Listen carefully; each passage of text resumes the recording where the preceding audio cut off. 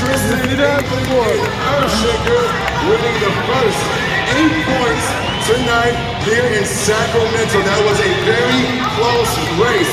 Sacramento, that was the second time in this city these two have faced off in the racing finals.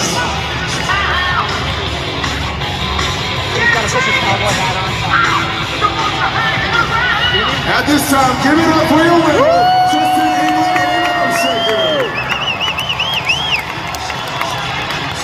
Tristan, that was incredible. Starting off the night again, a winner.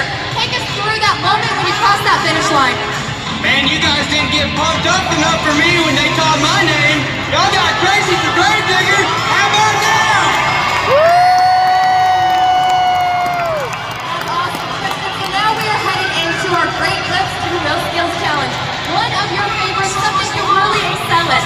Tell us, what can we expect? First off, you said something about great clips, and I just got a fresh fade.